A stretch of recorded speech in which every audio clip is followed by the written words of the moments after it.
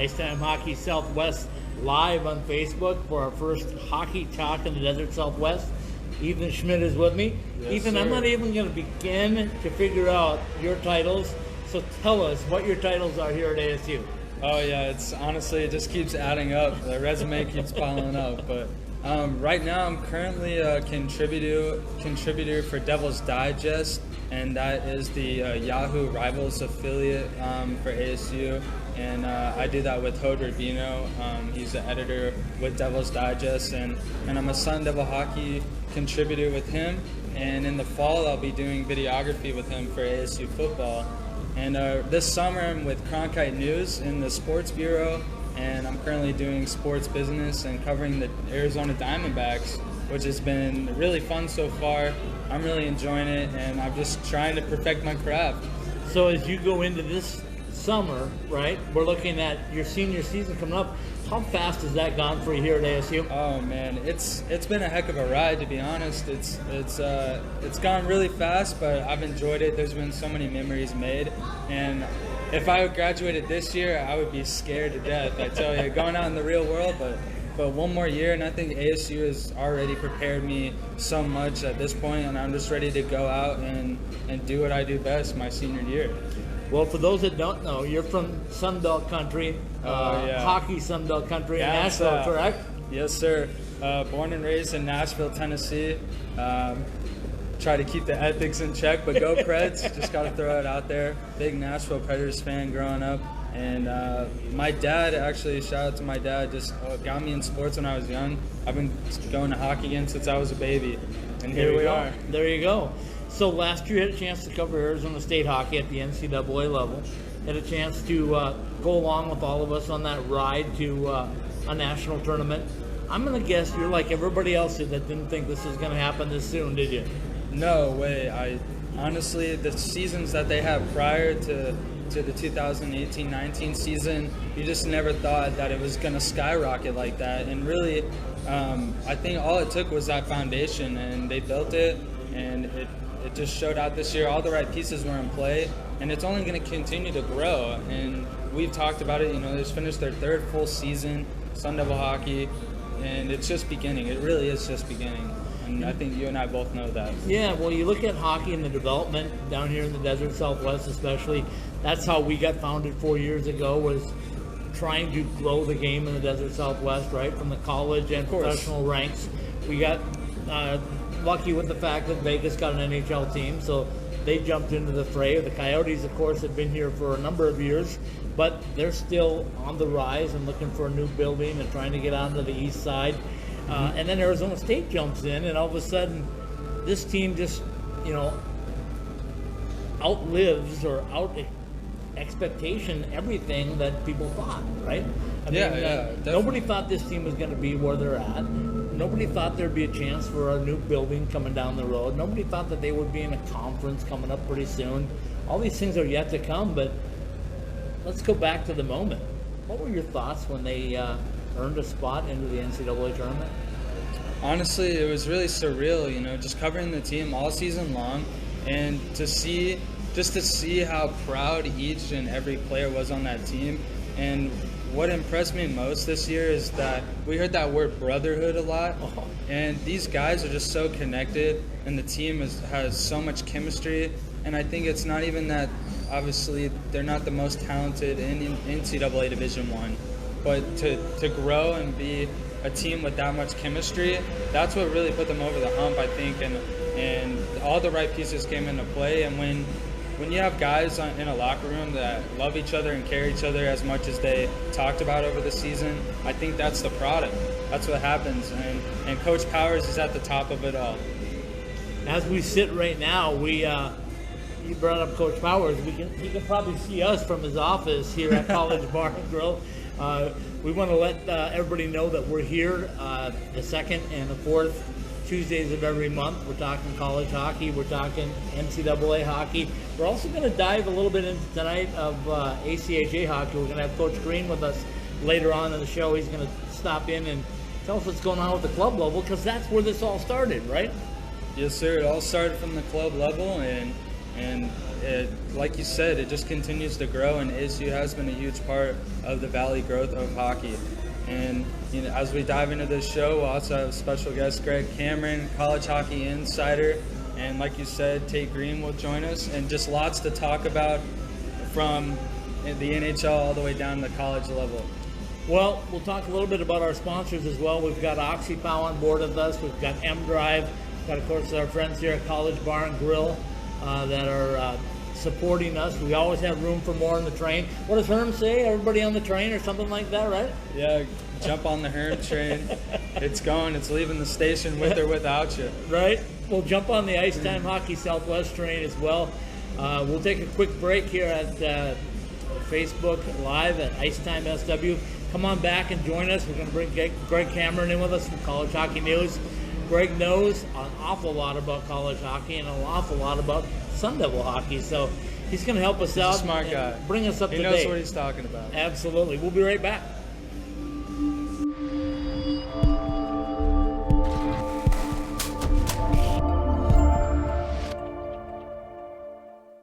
All right, welcome back in, hockey fans in the Desert Southwest. It's Ice Time Hockey Southwest at Facebook Live tonight. Our first hockey talk in the Desert Southwest. Are you pumped? I'm pumped. My special guest host, Ethan Schmidt, is with me. And Ethan, I'm glad to have you in because you and I talk hockey all the time. We shoot it back and forth on Twitter and Instagram and in person and little things. But the guy sitting next to you is a guy that really knows something. We met last December, maybe, yeah, right on tournament time. That's when I started on the beat, yep. Greg Cameron from College Hockey News is with us. How are you guys doing? We're doing great. Glad to have you here in 108 degrees. I know you're a Sun Devil. Former Sun Devil, yep. This was this bar, College Bar, was not around back in the dinosaur days of the 3-4 years ago when I was a student. Much different place. Very cool to see someone in the local community with a Sun Devil bar like this. Was let in the door, thankfully. Going to keep this objective to all 60 teams instead of just one, and looking forward to hitting on some off-season items with you guys. Well, here's the awesome part about this whole thing is as we sit, you can look over my shoulder and you can see Sun Devil Stadium, and we all know sometime in the near future on the other side of Sun Devil Stadium is Wells Fargo Arena. The other side of that is a parking lot. And we're all hoping that that's going to be an arena soon, correct? It will be, yes. Very exciting. Seen the plans, talked to the athletic director, Ray Anderson, about it. He's excited about it as well. And it's now a matter of timeline. We'll get into that a little more later on in the show, but it's the question that always seems to be getting asked, isn't it? It absolutely is. I mean, I think Coach Powers has got a little voice recorder or he just plays the same thing over and over again. He knows we're all going to ask him, right? But it is what it is, right? It's going to happen. It hasn't inhibited this program. Correct, Ethan? Oh, no. I mean, when they get a new building, it's just going to elevate the program even more. But, I mean, they still have rickety old Oceanside Ice Arena. and the players don't care. They're just going out there to win games. That's what they talked about all season long. It didn't matter where you play. It's how you play. And I think that's been really cool of them to be able to establish themselves, and it's kind of adds to their nuance as a team and just how tight you can be. And it doesn't matter. You don't need the brand new fresh sheet of ice, but once it happens, and we heard that it's going to be a monster. Yeah. If the plans go the way it's supposed to be, and I think it's only going to help further in recruiting and scheduling those big opponents even more down the road. And quickly going off that too, when that time comes for that new building, Oceanside is one less tenant filling that building. The renovations there are going to be spectacular for the youth hockey scene. We know back in the days of the club team, there were so few rinks down there. They were playing in the Coliseum, which is now the home of no one, I don't think, anymore. It's just standing there, part of the state fair. The more seats out here, the better. Over 100% growth over the last few years in college hockey. The youth hockey signups. Teams traveling in nationals for USA Hockey. Only good things coming for that building after that leaves. It's not going anywhere, so always be a part of history. But before they do get the new arena done, obviously it's still going to be a few more seasons. Just to mention, Oceanside Ice just put down just did some ice renovations. They painted the pitchfork on ice. Yeah, it looked good, I don't know if didn't you it? got to see I it. did see it. Yeah. So the ice is fresh and painted for the Sun Devils, and I think they'll still be there for at least 2 more years, I would think. A lot of opponents this next season, haven't next, taken probably. too much concern with that either, right? One guy I was surprised when we talked to Jerry York when BC came in here. He's like, "Yeah, I've been in hundreds of these buildings," and you figured we'd know better, right? But it's some of the things that it's good ice. I think it's unique. Yeah, I think it's a unique It's pretty experience. It's you're gonna bang your head on the way up to the press box, but that's about it, right? So. Or you can get my raptor seat, right? Where you just have to sit down there and you're framed by the raptor. As we talk about the program and where we're going, we'll talk about that a little bit later, where it's headed. But let's talk about where it's been, right? I mean, Coach Powers came over from the ACHA side. We're going to bring in the guy that followed him up a little bit and Tait Green later on in the show. But that's where it all started, right? You remember those club days. You remember club days. I remember the club days.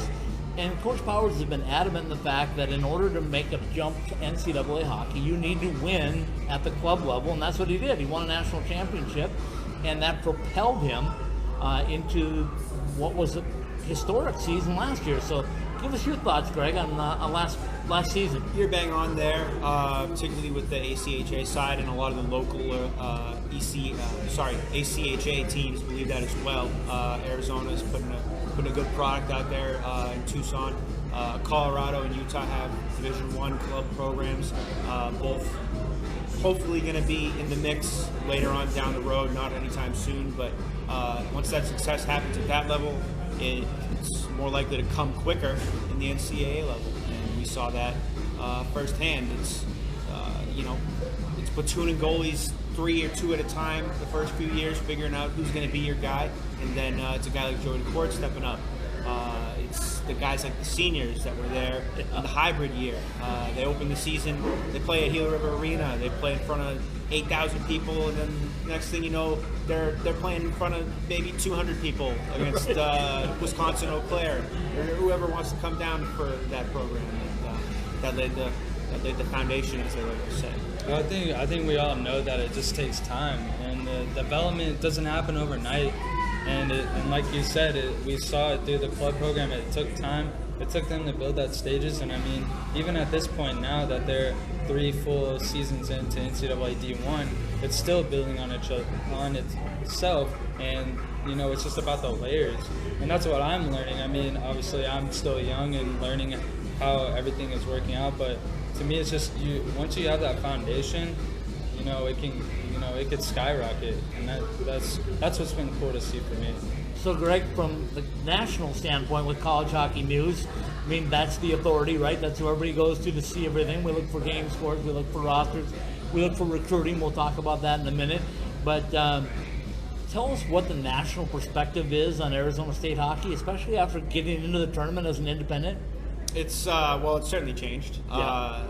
Even as a former Sun Devil myself, I couldn't have imagined this happening this quickly. Taking a little bit of the objectivity out of it there, but it's something that the community has embraced. The hockey community, it's always been tight knit. Obviously, this isn't the college hockey our fathers grew up with. All the legends, all the old conferences, constantly changing landscape. But it's something that most, if not every single program, is adapting to, embracing, learning more about each other's programs, schedules, so on and so forth. It's a good thing in the end, and it's great for ASU to be one of the catalysts. So when Arizona State got into the national tournament this past season, I know you did some research on who was there before, right? What other independent got in to a national tournament? It was not just overnight. It was a few years ago, wasn't it? Yeah. Oh, yeah. Alaska Anchorage in '92 was the last time. They went there in 3 tournaments in a row, 90, 91, 92. Long time before that, it was far and few. There were fewer teams in the tournament. There were 8 teams at that time. But then they went to 12 teams, which allowed at-large bids. Anchorage was getting in more. In 2000, Niagara got in. Niagara was technically an at-large, although they won their conference. All right. It was a way of throwing them a bone. Certainly a program that has risen on that side of the country as well. They're doing great things as we go forward here.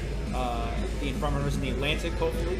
But it's a good sign going forward when you get that first at-large bid. And if you get the chance at any point to pour over social media, you'll probably see a checklist that they keep in their locker room. There's only about 2 things left that they want to accomplish with a new program on that list now.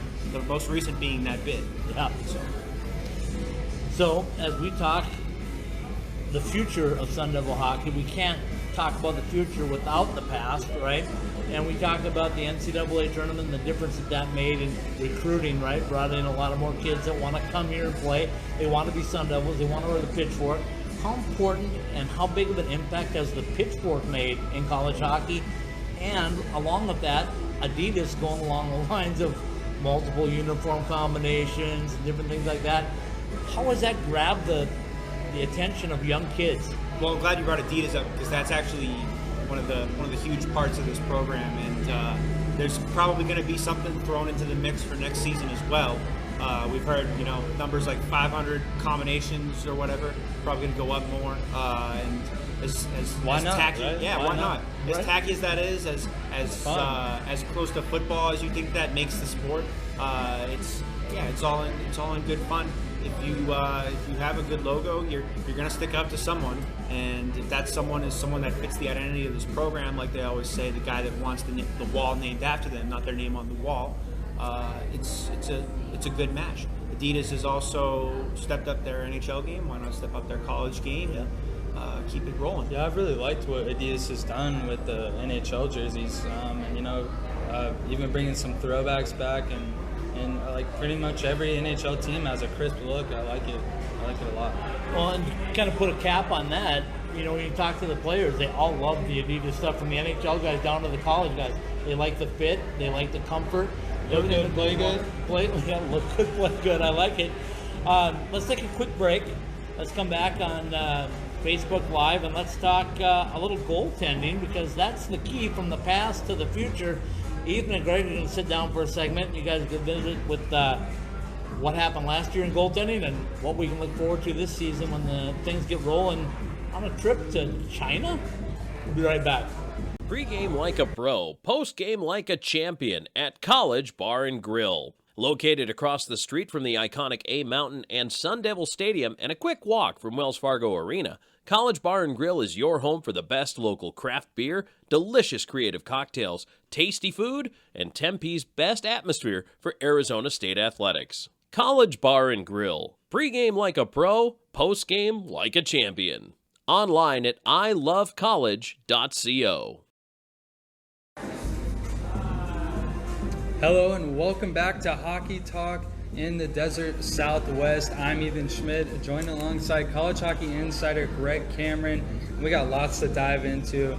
I'm really excited to talk about this future of this Sun Devil hockey program. But first, Greg, I got to ask you, we got Game 7 tomorrow in the Stanley Cup Final, Bruins Blues. I know you're from the Boston area, but who are you taking in Game 7? I'm excited to shave on Thursday, no matter what. You got the playoff beer, folks. I think it's a unique opportunity to win at home.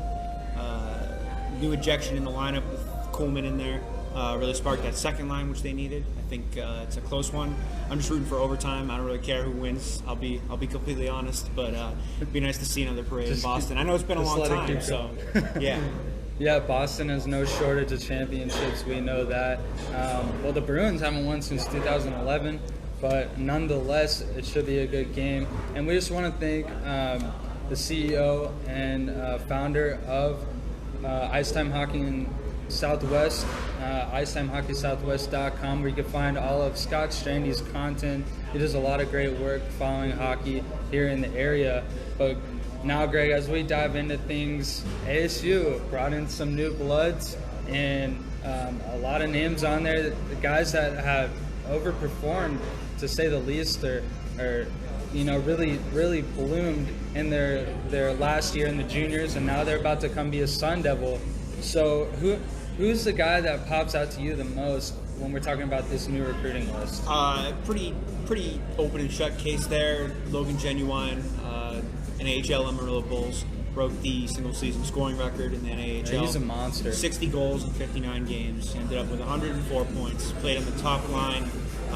One of the things I'm excited about, I got to watch a lot of film on Logan, and he plays the bumper position on the power play in the middle of the ice. He's just as good a passer as he is a shooter, and when he's got a deadly shot. He does, and when not only that, when his coach told me, look where he shoots the puck, you might be amazed. He's not of the type to always aim for the top corner, so shoot wherever it's open. A lot of his goals came in the lower half of the net. He had one spectacular goal at the Robinson Cup against Aberdeen, where he undressed a defender going down the right side and put it low on the left side. It was incredible. Yeah, he's big. He can play tough. He doesn't have to, certainly. He's going to be a welcome part of the top six, which isn't exactly the biggest top six in college hockey. I think Walker's your biggest guy in the top six. Yeah. And he's 6'1", 6'0". So he's going to be a welcome addition if he can slot in there. We'll see what happens, obviously, in the preseason games in China. Well, Genuine brings a lot of talent coming in already as a freshman, and he was a Mr. Hockey recipient in the state of Michigan. And that record you talked about, that record was set 5 years before he was even born. Oh, yeah. So Logan Genuine, a gem, coming to Tempe, Arizona. But now we move on.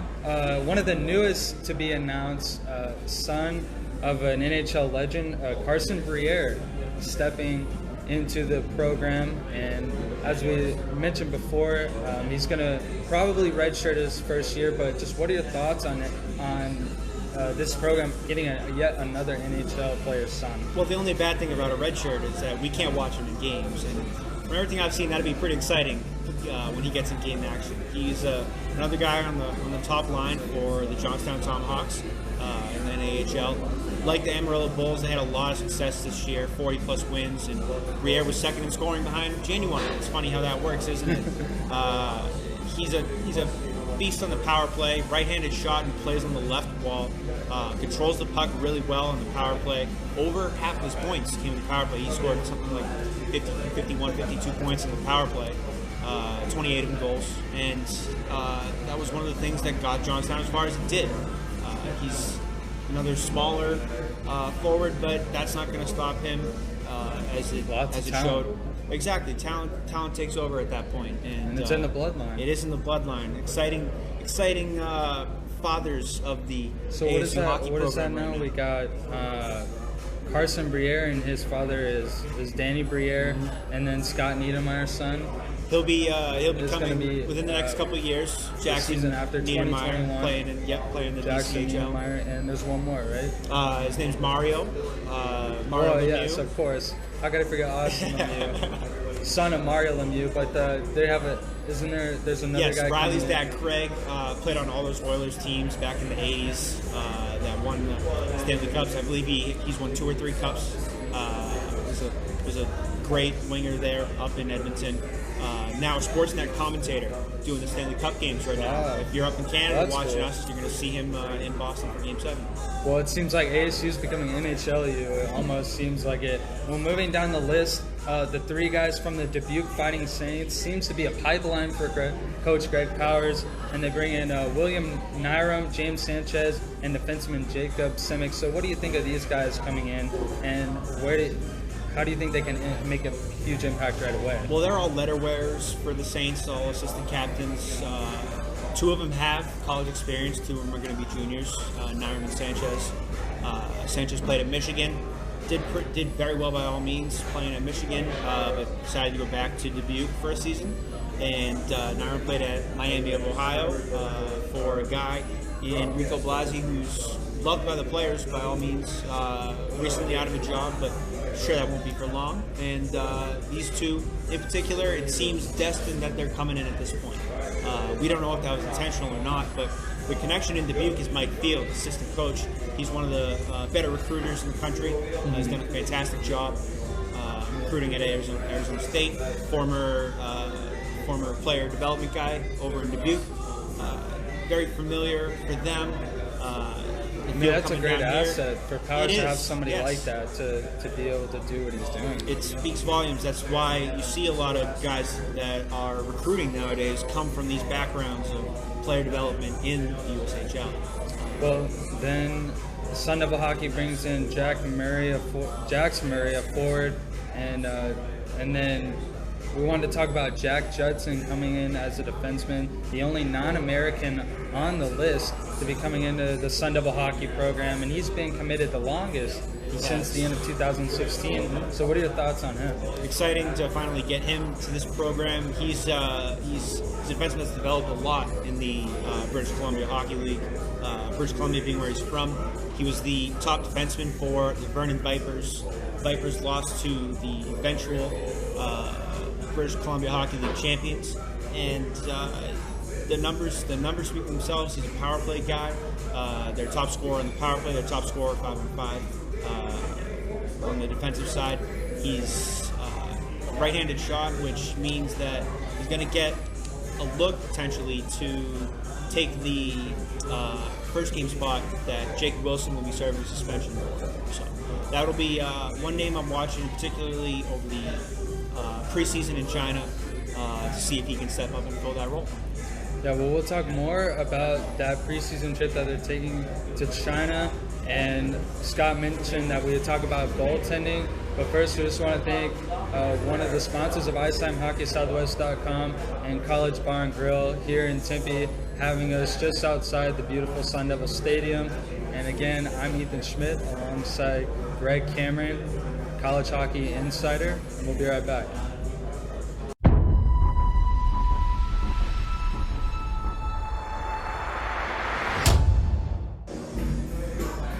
Welcome back to Hockey Talk in the Desert Southwest. I'm Ethan Schmidt again, alongside Greg Cameron, College Hockey News Insider, and all content from Scott Strande can be found on IceTimeHockeySouthwest.com. But now, Greg, we talked about the forwards, the skaters, all those guys, but now we're moving on to goaltending for this team, for Sun Devil Hockey. And after just a historic year, their first winning season, and I have to say it was in large part due to, guess who else, Joey Decord. And I just want to ask you, how big is this loss moving forward with him going to the NHL already? It's pretty big. Huge part of the program. They mentioned, the guys that the wall's named after. He's certainly going to be one of those first guys to get some sort of memorial for his efforts at this university. First NHLer in ASU history. Pretty impressive. Played decent in Buffalo. Didn't go his way, but they can't all go your way. Yeah, I mean, just to see him out there was a pretty surreal moment for the program and for ASU, just as itself as a school. Making history, that's really cool. And Joey was responsible for all 21 wins. He had a .926 save percentage and 7 shutouts, which was tied for the most in the NCAA D1. So Joey's just a brick wall and somebody that they're going to miss. But now, going forward, somebody's got to replace him. They got to put somebody back there. And last year, the Sun Devils had a backup in Evan DeBrouwer. You saw a few minutes in one game, I believe it was against Boston University. And they also had Mike DePhillips, who unfortunately had to miss some time with the program. And now Evan DeBrouwer coming in. And then the Sun Devils also announced that they're bringing on Max Prodzik, who is a graduate transfer from Boston University. He'll be coming in. He's 6'3", around 200 pounds. So he's got size. And they also bring in Justin Roberts, who just finished winning the Clark Cup with the Chicago Steel, but he's 5'9", a little bit undersized maybe for college hockey, but he did play well in Chicago. So looking ahead at this depth chart, just where do you think it is, and who's in the running to replace somebody that was as good as Joey Decord? Well, it's in a pretty good spot, all things considered. Those two, Prodzik and Robbins, were announced over the weekend. Robbins took some of us by surprise. I heard they maybe were going to add someone new in addition to Prodzik, who had announced his intentions to transfer much earlier in the year. But he's a guy that, you mentioned the size, 5'9". There's a lot of good amount of goalies that are 5'9" these days playing college hockey. It shouldn't be an issue with him. He had a great offense in front of him in Chicago. I think that was one of the keys to their playoff run, and ultimately a big part of his success. Shouldn't be an issue at Arizona State either once he gets the time. That being said, that time might not be there for him right now. The feeling inside the program, from the best I can tell, is that it's going to be a battle between Max Prodzic and Evan DeBrouwer for the starting job. I would agree.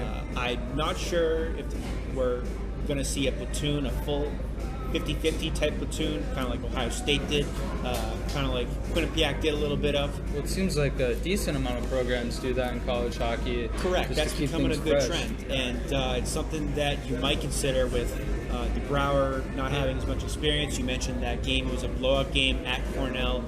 He played something like 8 minutes, and somehow or other didn't allow a shot but allowed a goal. Definitely baffling. Well, we've heard nothing but good things about DeBrouwer. Everybody on the team likes the guy. He's challenged them in practice. Powers has mentioned that he's always stepped up to the plate in practice, made them better. And I mean, the first time out there with them, they have a winning season. And this team practices almost every day of the week. So definitely looking forward. He's put his time in, to say the least. He's the first guy out in practice every day we're there, and he's always taking pucks early. He's looked solid in the little mini games that they do, short and zoned, 2-on-2s, 3-on-3s, things like that. And he's a big guy, takes up a lot of the net. He's got a good glove, one of his better assets there. And I think he's definitely up for it if he does in fact win that job, or if we get to see him against Kunlun Red Star over in China in August. Definitely. Well, that ends our discussion about the goaltenders. I mean, it's going to be really difficult to replace Joey Decord. The guy was up for a Mike Richter finalist, one of the 5 finalists. So we're going to take a short break here. Again, I'm Ethan Schmidt. This is Greg Cameron. And you've been listening to Hockey Talk in the Desert Southwest, and you can keep up with all of Scott Strande's content at icetimehockeysouthwest.com. And we're going to take a short break. We'll be right back.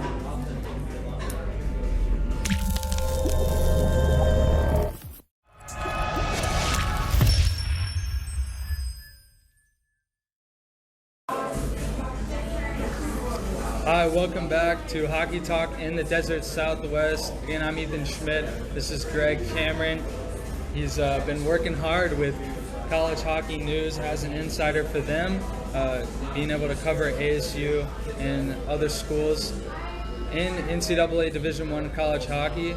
But now we talked about recruits, we talked about the goaltending, we talked about just pretty much everything where they're at. But now what's next is, after having their first winning season, Sun Devil Hockey goes 21-13-1, and they make the tournament for the first time ever.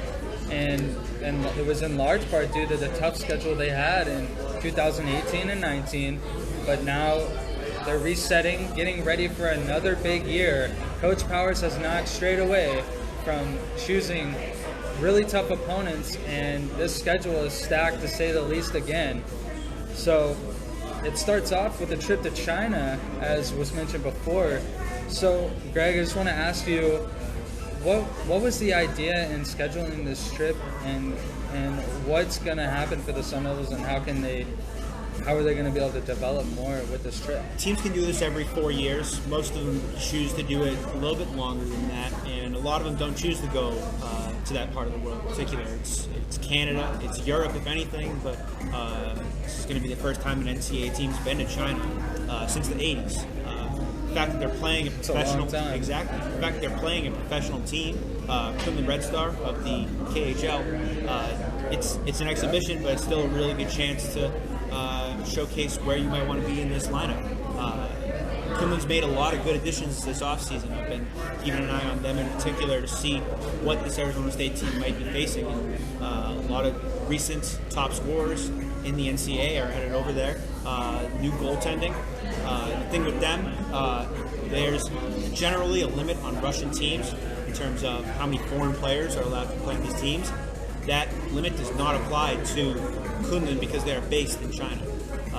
So that's one thing with them being a newer team, they're going to start bringing in more of those guys, more guys from the NCAA ranks, and hopefully get on the right track. They missed the playoffs last year, but with the guys they're bringing in, it's certainly possible this year. Well, that's really interesting with them being the only KHL team in China, and you mentioned they're going to play several exhibition games, and one also being against the Chinese Olympic team, which is another big test and another just interesting moment for them. And also Peter Zhang will be representing China against the Sun Devils when that happens. Just how cool do you think that moment will be for him, especially as a young college hockey player? It's a really cool moment.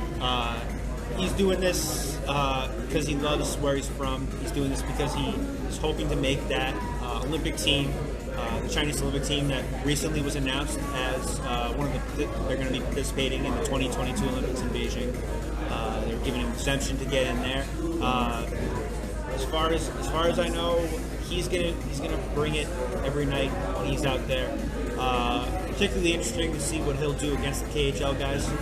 He's a guy I've had pinned down as someone that's going to take a nice step up. We watched him in practice. I think so too, yeah. We watched him in practice. He's a dynamic guy. He's Obviously quick. had the red shirt. Unfortunately, yeah. But now he's going to be a part of the roster. Exactly. Actually, he's going to be able to play in college hockey games, and representing his country is really, I think, will be really cool for him. And he's only one of 3 Chinese-born players in NCAA college hockey, so really special for Peter. And now that trip is going to be August 1st through the 12th. But after that, going into the beginning of October, the Sun Devils will play a team for the first time ever in Mercyhurst for the season opener at Oceanside Ice Arena. And they also play 3 other brand new teams this year. What are your thoughts on Powers and the Sun Devil program adding some of these new teams into the mix? Well, it's good, and one of the knocks against the schedule might be that they're playing these new teams that aren't that good. Mercyhurst, they weren't the best team by all means, but they competed in the Atlantic Hockey League, and they're going to put a good recruiting class up this year for that conference. Vermont's been down for a little bit now in the Hockey East. They used to make tournaments a lot, and it's been tough finding success there. Robert Morris. Brinson was actually, he was thinking about going to Vermont before he changed his mind and went to and came here to ASU, and now he'll be a 4-year senior and co-captain of this team. But yeah. Get to face the team he once committed to. Robert Morris, another one. They played in the Three Rivers Classic in Pittsburgh. This is a return trip for that. Usually a competitive team. Very competitive. They made the championships over in the Atlantic Hockey League last year. They made the Final Four there. And it's going to be a nice schedule. It's a very front-loaded schedule. They're playing 5 or 6 tournament teams throughout the schedule, but they're playing Minnesota State early. They're playing teams like Clarkson early, and who else? They're playing Harvard in Anaheim early. It's going to be tough for them. Definitely a front if they get through schedule. that. Exactly. If they get through that, they'll be fine. Yeah, as you said, those front-loaded, to say the least, in October. The season opener against Mercyhurst, and then 3 straight series on the road. So the Sun Devils actually had that last year, where they went on the road for 3 straight weekends, and they're going to look to do the same this year. And looking at the numbers, they have 8 home series this upcoming season and 10 on the road. And then, like you said, they installed that neutral game in Anaheim against Harvard. So what's your take on that, with them playing a hockey game in Southern California? Well, it's good for the game, and we learned recently Coach Powers was interacting with a fan on Twitter, and he said that was supposed to be a tournament. I don't know the full scope of that tournament yet, but you found out in particular that Harvard was in charge of that, putting that together. Yeah, it was. It seemed like Harvard was kind of behind that. They wanted to get something going. It could have been a tournament, correct, maybe, yeah. but 2 other teams couldn't work it out, I guess. So now they're doing the game there. One of the things with them too is they're going to be running some clinics out there. Arizona State might be involved in those, but that was one of the big selling points for Harvard. It was supposed to be at the Honda Center, but it was moved to the new training facility in Irvine of the Ducks, and it's a gorgeous stadium. It's Olympic ice, which will be really fun. Not a lot of Olympic sheets these Really days, fun but for the Sun Devils. yeah, it's we know their history on Olympic It's ice. not great, but it's fun hockey either way. It's one of the things that's going to be changing a lot now, and I in particular enjoy watching games on Olympic ice, and I'm sure I will in Anaheim as well. Definitely. Well, we've talked about how the game is continuing to grow in the desert Southwest, and that only helps even more to grow the game in Southern California. I mean, the Ducks and the Kings have been pivotal parts of those franchises have been pivotal parts in growing hockey there in Southern California. For now, last question for you about the schedule. The Sun Devils are welcoming in Quinnipiac, the team they fell just short to 2-1 in that regional in Allentown, PA, back at the beginning of April. So what are your thoughts about the Bobcats coming to town? That'll be a fun series. We know a lot about Coach Greg Power's relationship with Rand Pecknell, head coach of Quinnipiac. One of the first guys to reach out to him, welcome him, schedule him. This is something like their 8th and 9th meeting now. It's gonna be fun to get them here. They return a number of their top scorers, including Odin Tufto, smaller center, but did give Anthony Crossan a bit of a fit in that matchup in the regionals. He wasn't all over the score sheet, but he was a guy. He's elusive. He's a guy that facilitates for his team. They have experience and depth behind them now. They were one of the younger teams in the tournament, 9 or 10 freshmen, and they're all going to be sophomores now. We'll see what that's like for them. Definitely, and they're going to have to fill a role in that too. They lose Andrew Shortridge, signed by the Sharks, and but now we're going to take another short break. On the other side, we're going to have the ACHA Sun Devil D1 head coach in Tait Green. He's going to join Ice Time Hockey Southwest, and this has been Hockey Talk in the Desert Southwest. Again, I'm Ethan Schmidt, Greg Cameron. Thanks for watching, and we'll be right back. Thanks for having me. Hey, Michael here from M-Drive. My dad, a world-class scientist, actually made M-Drive for himself to stay active and continue enjoying life. And yes, M-Drive supports healthy testosterone, but it's so much more. M-Drive is the everyday supplement to fuel your drive with more energy and more strength. Listen, we'd love for you to try M-Drive too. Visit mdriveformen.com and we'll give you 20% off your first purchase. Just type in the code DRIVE at checkout. Refine your prime with M-Drive. All right, welcome back in, hockey fans in the Desert Southwest. It's Ice Time Southwest on Facebook Live. You know the guy off to my right with the ASU ACHA D1 program and running the D2 program as well. Tait Green's in. Well, I haven't seen you in a while, but welcome to summer in Arizona. I love it, Scott. Finally, it's warm. That's why we live here. So rumor has it you're spending an awful lot of time on the ice even in the summertime. Yep, that's what I do. Tell me what's going on in your life right now. Where are you at? What are you doing? What's going on? Well, I do. I've got multiple hockey camps going on over at Oceanside. Do the little kids, skate and surf. Been working with our new women's program, the Kachinas. We got another junior prospect camp in town right now. I've been working. Was just in Colorado with USA Hockey annual Congress meetings. It's a hockey town. It's hockey all the time, right? Absolutely. Well, let's talk about your program and the basis of it. And everybody knows the NCAA program. We've talked about it now for about 45 minutes on this show, the success that they had. But I asked you off camera, I said, how important is that for you when you go to another building now and you have the Pitchfork and Sparky and ASU and Maroon and Gold?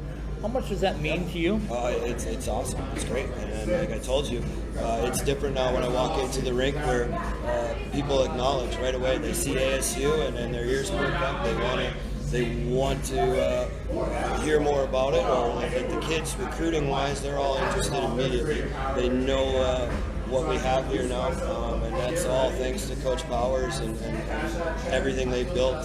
We kind of get to tag along with it. You know, when we look at NCAA growth in the Desert Southwest, and we want more teams out here, because as Coach Bowers likes to say, there's not enough stalls, right, at the NCAA level, but he also is very, very adamant when I talk to him about, in order to make the jump from ACHA to NCAA, you must first win at the ACHA D1 level. How difficult is that? I think it's more difficult than people think. I have so much respect for what Coach Powers did in 2014 because it's tough. I mean, the kids you're playing, they're not kids, they're men. Right. They're 23, 24-year-old men that have played together for several years. There's a lot of cohesion with those teams, and they're good hockey players. And man, you know, it's. I would say what we used to say was like 5 or 6 of the best ACHA D1 can compete with NCAA D3. Right. I think that number has grown to probably 15 to 20 now. That everybody can play, and it's night in, night out. 40 games. It's tough. It's a tough battle to get through, and what those guys did in 2014 is all the more impressive now that I've seen it. Well, you've seen it firsthand all over the country, but how good is it getting right here in the Desert Southwest with the U of A, UNLV, your program, and now Grand Canyon jumping into your fray at the D1 level? Yep. Man, high quality hockey? We've talked about it before. We wish NAU would jump in on this bandwagon too. Right. We've got a state of hockey going on here right now, and it's, the levels keep going up. You saw what U of A did last year. I mean, they are a very good hockey team. You know, that's what we're chasing after them right now. UNLV is clearly built themselves into a top 10, top 12 program. It's great. We talked about the budget-wise for travel now. To be able to stay in state and play these teams and not have to go to North Dakota or across the country to play good competition. We could stay home and play. You know, and you just brought that up, state of hockey, both of us being Minnesotans. I mean, that state of hockey is spreading now, right? It's not just Minnesota. No. There's other places where there's really good hockey played, including the state of Arizona. Yep. You know, I mean, remember when it used to be cool to say that we knew somebody that played hockey in Canada? Right. You know, like who cares anymore? We've got it all here. It's the game is ours right now, the way I see it. And Arizona is blowing up with their hockey. It's really exciting to be around the success of our NCAA team, the success of the Coyotes, the growth of the Coyotes, the growth of youth hockey. There is a lot of hockey and a lot of excitement here in Arizona. You know, just a few years ago, you and I talked about different things that were going on, and do you think there would be a women's movement in hockey the way it's happened down here? I mean, we give a lot of credit to Lindsey Fry, Lindsay Ellis, you know, and that group, but my goodness, women have taken over hockey, haven't they? It is. And I saw it probably about a year or two ago that I felt like we weren't taking advantage of the women. Like there were so many girls that wanted to play. We didn't have a proper program or structure, and now it's going to be our largest demographic. It's probably easily our fastest growing demographic in the Valley right now for hockey is the girls, and they're doing incredible things. The whole Kachinas program from Lindsay Fry and Natalie Rossi, you know, and Lindsay, Vanessa Maines. They've just got a really good staff. Our old friend Casey McGinley is part of them. They've got a bunch of young women that are really good hockey players, know the game, and they're doing it the right way, and it's going to be really cool. And you watch in the next probably 2 years, you're going to see a national title contending team out of our youth program. That's good to hear. Let's wrap things up by you telling me what's on the docket for your squad, the ACHA D1 program at ASU. What are the secrets? What's going on? Who's coming in? Where do you find this team? Well, I mean, the obvious thing is we had to go find some offense. You know, we really lacked in goal scoring last year, and we actively went after guys, and we've added offense immediately. Damon Porter, big kid, goal a game player from Vancouver Island League. Clayton Lackey, local kid who was in the North American League last year. Brendan Studioso was a point-a-game guy in juniors last year. Elliot Plur was a point-a-game guy in NA3 last year. We've added offense, and that was a big thing. We've got a good core group of our guys that we know are coming back from last year, and we've got that core, that base. We needed to add some offense to it, and we've got that. And then at the same time, we were able to add had some goaltending as well. So we're going to have some goalie depth this year, which I don't think we had as much as we quite wanted last year. I think our goalies were good, but I think we're going to be better now even this year.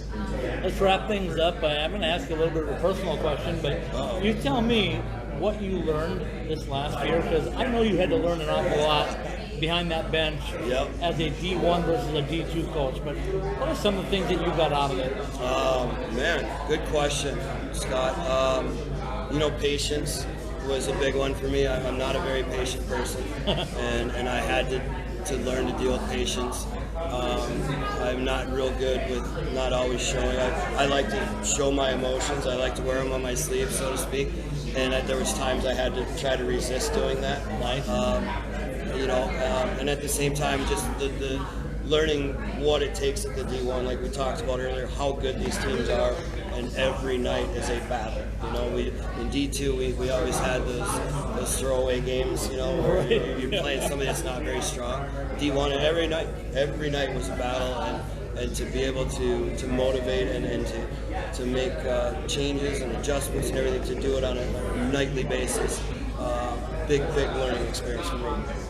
Tait, I appreciate the time here in the middle of summer. It's 108 degrees I love it. here, but it's about, 42, 45 inside on the arena, so keep skating all summer long, right? Get that team ready, and let's get on the ice in September and start doing some damage. I like it, Scott. Thanks very much for having me. Appreciate it. I love your new digs here. Let's go. Fork them up, right? There it is. Absolutely. All right.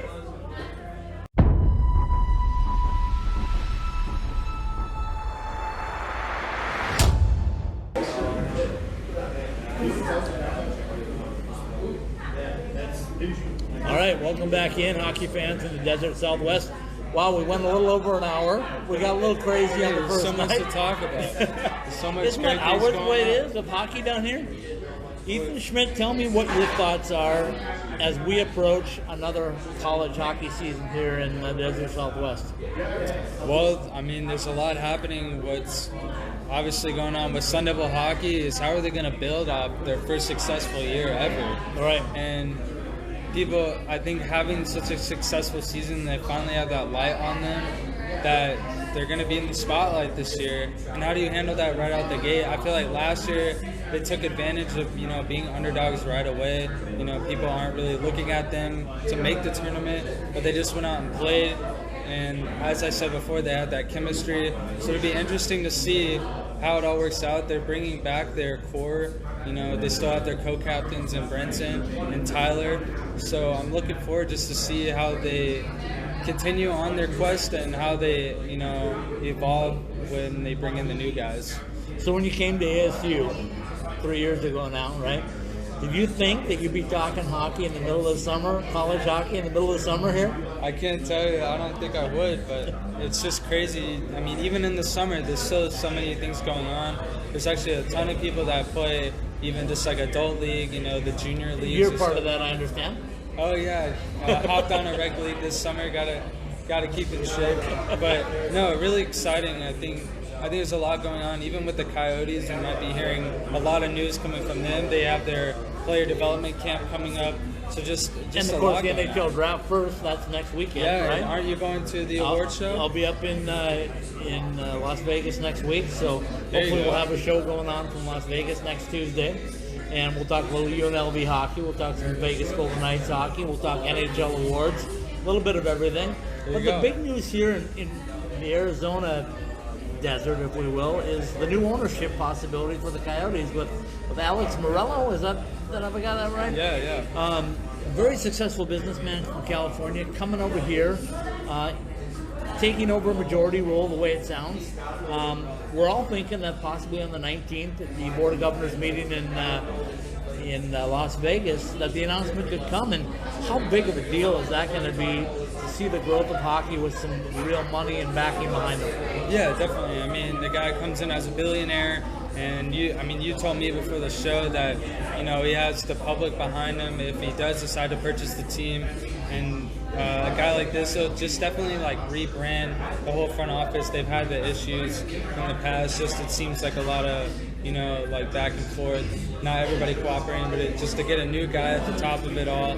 And I think that the Coyotes are in a really good spot, and when Alex comes in, I think if it happens, I mean, this is all, we're still not sure if it's going to happen, but if it does, then I think it definitely solidifies the Coyotes staying in Arizona, because I think that he would want them to stay as much as possible, but there's still a lot of variables. Well, I threw out a thing on Twitter the other day. I said, hockey fans in the Desert Southwest, time to get your support way behind this group, because if he takes over, he means business. From everything that I've heard from the guy, he's serious about bringing a winner. He's serious about putting money in and making this thing happen. He's serious about it. So now it's time for the hockey fans here to become diehard hockey fans, right?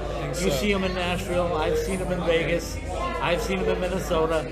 There's a difference, isn't there? The diehards and the people that just show up occasionally. Definitely. And I mean, a lot of it has to do with winning. The Coyotes have struggled, haven't been to the playoffs since that 11-12 season where they knocked off Nashville. Right. And I think now that they almost made the playoffs, I think a lot more fans are going to be more involved.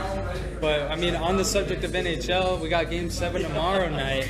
Blues-Bruins. How exciting is that going to be? I'm pretty excited. I think the barn in Boston's going to be buzzing. I just want to get a pick out of you. I want to hear what you got. You know what? I would like to see St. Louis win. Shh, don't tell Greg.